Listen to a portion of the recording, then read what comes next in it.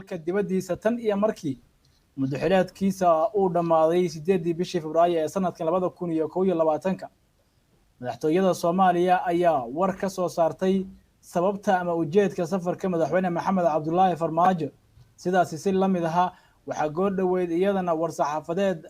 aadhahdee warmurtiyeed ama safarka ujeedka madaxweyne Maxamed Cabdullaahi Farmaajo gaar ahaan waxa uu ku qotoma safarkaasi soo saartay madaxtooyada dalkaasi Congo oo haatan uu ku sugan yahay madaxweyne Maxamed Cabdullaahi Farmaajo wararka ayaa sheegaya in ay kala duwan yihiin qoraalkii Villa Soomaaliya ay ka soo saartay safarka madaxweynaha iyo waliba qoraalka ka soo baxay madaxtooyada dalka Congo ee ku aadan safarka madaxweyne Maxamed Cabdullaahi Farmaajo iyo waliba kulanka ay ku leeyihiin magaalada Kinshasa ee caasimadda dalkaasi Congo haddaba Nuur Maxamed Cabdi oo dabcan isaguna live ku jira ayaa ina siin doona faahfaahinta xogta ku aadan safarka madaxweyne Maxamed Cabdullaahi Farmaajo sida ay madaxtooyada Soomaaliya uga hadashay iyo sida madaxtooyada dalkaasi Congo ay uga hadashay iyo waliba farqiga u dhaxeeya iyo tuhunka soo baxay ee ku aadan in ay kala duwan yihiin qaabka ay Villa Soomaaliya uga hadashay iyo qaabka Congo ay uga hadashay safarka madaxweyne Maxamed Cabdullaahi Farmaajo ugu horeyn Nuurow soo dhawow bal marka hore waxaad inoo dulmartaa safarkii madaxweyne Maxamed Cabdullaahi Farmaajo uu ku tagay dalkaasi Congo iyadoo oo aan dad badan ay filayaan inay tahay markii ugu horeysay madaxweyne Farmaajo uu Congo tago tan iyo markii la soo doortay inta badanna aysan jirin wax xiriir ah oo labadan dawladood u dhaxayn jiray waxa dad badan isweydiinayaan maxaa xilligan ku soo beegay in madaxweyne Farmaajo uu aado dalkaasi Congo بسم الله الرحمن الرحيم رمضان كريم aad baa mahadsan tahay ilka case madaxweynaha Soomaaliya Maxamed Cabdullaahi Farmaajo madaxweynaha dastuuriga hore u dhamaaday kadibna baarlamaanka Soomaaliya aqalkiisa shacabku ay u sameeyeen muddo kordhinta waxa uu safarkii ugu horeeyay tan iyo intii uu xilkiisa dastuuriga dhamaaday wadanka uga baxay dibadda safarka ugu horeeyay waxa uu la saadaalinayay inuu meelo kala duwan ku tagi doono waxa ay dad badan rumaysnaayeen safarka inuu ku aadi doono wadanka Ethiopia balse waxa uu ku aaday oo uu xalay fiidkii kaga baxay magaalada Muqdisho waxa uuna ka degay magaalada Kinshasa ee xarunta dalka DRC ama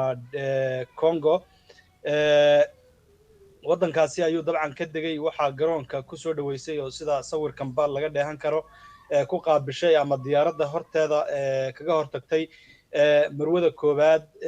wadankaasi Congo ama Republic of Congo marwadaasi ayaa dabcan qaabishay kadibna maaragtay waxa loo sii galbiyay hoyga uu ka degayo magaaladaasi Kinshasa waxa la sheegay in booqasho 2 maalmood oo rasmi ah ay uga bilaabatay aan iraahdo magaaladaasi Kinshasa madaxweynaha iyo dabcan waftiga la socda xogo kale ayaa sheegaya in madaxweynuhu uu booqashada Congo kadib uu soo mari doono wadanka Ethiopia laakiin ilaa iyo hadda wax ofishaal ah oo ka soo baxay dhinaca dawladda ma aha haddaba safarkan waxa uu noqonayaa safarkii ugu horeeyay ee dabcan uu madaxweynuhu saan horeyba u sheegay kaga baxo wadanka tan iyo intii maaragtay xilkiisa dastuuriga uu dhamaaday waxa uu noqonayaa safarkii ugu horeeyay ee wadanka kaga baxo tan iyo intii muddo kordhinta loo sameeyay aad u mahadsantahay waa tahay Nuurow waa mahadsantahay bal waxaad inoo dulmartaa sida xogaha ay nagu soo gaarayaan waxa tuhun laga muujinayaa ujeedka safarka madaxweyne Maxamed Cabdullaahi Farmaajo sida madaxtooyada ay uga hadashay Villa Soomaaliya qoraal ay soo dhigtay barta ay ku leeyihiin Facebooka iyo sida madaxtooyada Kinshasa ee dalka Jamhuuriyadda Dimuqraadiga Congo ay uga hadashay waxa la leeyahay way kala duwan yihiin bal marka hore waxa inoo dulmartaa Villa Soomaaliya qaabka ay uga hadashay ujeedka madaxweyne Maxamed Cabdullaahi Farmaajo ee safarka dalka Congo uu ku tagay markale waa mahadsan tahay ilka case madaxtooyada Soomaaliya ee Villa Soomaaliya qoraal ayay dabcan xilli sii horeysay ay soo saartay kadib markii uu madaxweynuhu halkaas gaaray waxaana la yiri madaxweyne Farmaajo oo safar shaqo ku gaaray Jamhuuriyadda Dimuqraadiga ah ee Congo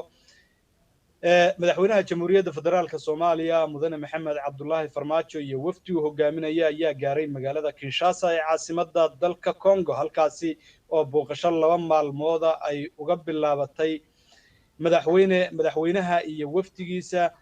ayaa waxaa si heer sare ah ugu soo dhoweeyey garoonka caalamiga ah ee injili ee dalka congo madaxda dalkaasi oo muujinayay mudnaanta ay siinayaan kobaca ama kobcinta xiriirka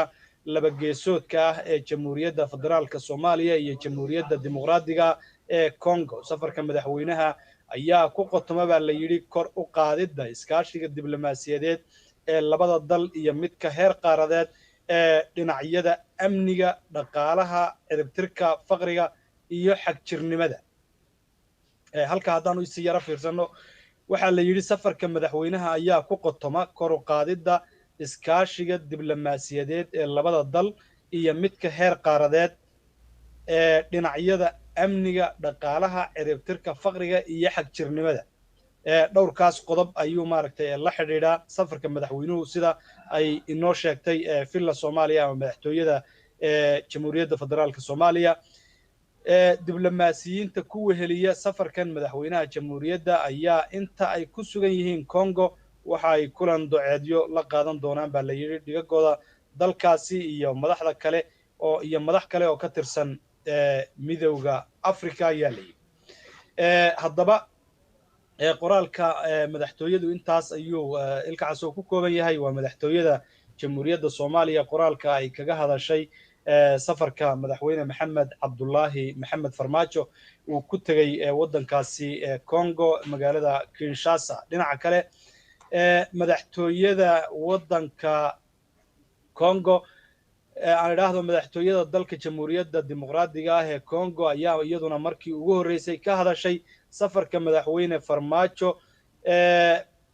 uu ku tegey dalkaasi qoraal kooban oo lasoo dhigay barta twitterka ee madaxtooyada waddankaasi ayaa lagu sheegay in madaxweynaha dalkaasi congo felix ninka lagu magacaabo oo sidoo kale ah guddoomiyaha midowda africa uu madaxweyne farmaajo kala hadli doono arrimo ku saabsan gobolka oo aan la caddaynin waxa ay yihiin hase yeeshee ajendaha kulanka ee ah arrimo ku saabsan gobolka ayaa ka duwan midka ay shaacisay villa soomaaliya oo ah in safarka madaxweynuhu uu ku qotomo kor u qaadidda iskaashiga diblomaasiyadeed ee labada dal iyo midka heer qaaradeed ee dhinacyada amniga dhaqaalaha ciribtirka faqriga iyo xagjirnimada dhinaca kale ilkacasow diblomaasiyiin ku sugan gobolka ayaa laga soo xigtay in safarkan ay soo abaabushay dowladda qatar islamarkaasina la doonayo in lagu heshiisiiyo waddamada kenya iyo soomaaliya qatar ayaana doonaysa baa la yidhi heshiiskan u doonaysa sababo la xidhiidha dhul badeedka soomaaliya ee kenya ay sheegatay ayaa waxaa qandaraas horay shidaal baarisa loogu siiyey oo ku haysta shirkad lagu magacaabo ini oo laga leeyahay waddanka talyaaniga kaas oo dowladda qatarna ay saami weyn oo xoog leh ay ku leedahay madaxweynaha waddankaasi felix waa waddanka congo madaxweynihiisa felix ayaa 2 toddobaad ka hor 29 March waxa uu gaadhay ama uu tegey waddanka qatar magaalada dooxa halkaasina kulan kula qaatay amiirka waddankaasi qatar ayuu kulankaasi la qaatay waa amiirka waddanka qatar sheekh tamin bin hamed al thani iyadoo la rumaysan yahay in kulankaasi loogaga hadlay in uu qaato doorka dhexdhexaadinta soomaaliya iyo kenya maadaama uu yahay guddoomiyaha midowda africa ayaa lagu yidhi xogtaasi qatar iyo congo ayaa la sheegayaa in ay doonayaan in madaxweyne farmaajo ogolaado inuu heshiis la galo waddanka kenya taas beddelkeedana kenya ay aqoonsata madaxweyne farmaajo muddada 2 sano ee mandate-ka cusub loo siiyey ama baarlamaanku ugu daray haddii heshiiskaasi la gaarana felix waxa uu kadib midowda africa uga ololayn doonaa in ay aqoonsadaan madaxweyne farmaajo maadaama muddaxileedkiisu uu dhacay 2 sano uu ku darsadayna ay diideen reer galbeedka sida ay ku warramayaan diblomaasiyiinta laga soo xigtay xogtan haddaba xogta waxaa la leeyahay waxa inta badan uu la xidhiidha ama uu ku qotamaa in madaxweynaha waddankaasi congo ahna guddoomiyaha midowda africa uu dhexdhexaadin u sameeyo labada dowladood ee Kenya iyo maaragtay Soomaaliya kadibna Kenya lagu cadaadiyo haddii heshiiskaasi uu dhaco in ay aqoonsato madaxweyne Farmaajo labada sano ee maaragtay ku darsiga kadibna waxa uu fududaanaysa madaxweynaha waddanka Congo oo ah gudoomiyaha midowga Afrika inuu lobby ama maaragtay shukaas uga dhex sameeyo madaxda kale ee Afrika maadaama oo madaxdii reer galbeedku ay diideen mandate-ka cusub ee baarlamaanku ay u sameeyeen madaxweyne maxamed cabdullaahi farmaajo ilkaas waa tahay nuur waa mahadsan tahay xogtaasi aadna siisay ee ku aadan madaxtooyada dalkaasi Congo qoraalka ay ka soo saartay safarka madaxweyne maxamed cabdullaahi farmaajo nuur xalay waxaa soo baxay oo daawadayaasha aan la wadaagnay in ay jirto xog ku aadan in madaxweynaha xaggaasi arrimaha u tagaya ay tahay in la dhexdhexaadiyo madaxweyne farmaajo iyo madaxweynaha Kenya maadaama ay ognahay Soomaaliya Kenya muddo inaysan waxa weeye isku fiicneen oo xiriirkoodii uu ahaa mid maartay khilaaf u hareeyay isla markaana Soomaaliya xiriirka u jirtay ama midkii diblomaasiyadda ay u jirtay dawladda Kenya xogtan hadda soo baxaysay ah safarka madaxweynaha dalkaasi Congo ugu tagay Qatar iyo in maartay maadaama midowga Afrika hadda uu asagu u yahay madax ama hogaamiye u yahay inuu dhexdhexaadiyo labadan dawladood ee Soomaaliya iyo Kenya gaar ahaan labada madaxweyne dabcan ayagu labada dal kala matalay waa Farmaajo Uhuru soo moodid xogtaasi diblomaasiyiinta hadda ay sheegayaan in la dhexdhexaadiyo Soomaaliya iyo Kenya inay sii xoojinayso xogtii xalay daawadayaasha aan la wadaagnay ee ku aadanayd in ujeedka madaxweyne Farmaajo uu yahay kulan maartay ama in la heshiisiinayo ama maartay la wada hadalsiinayo isaga iyo Uhuru laakiin si gaar ah loola kulmayo Uhuruna uu Khamiista tagi doono Congo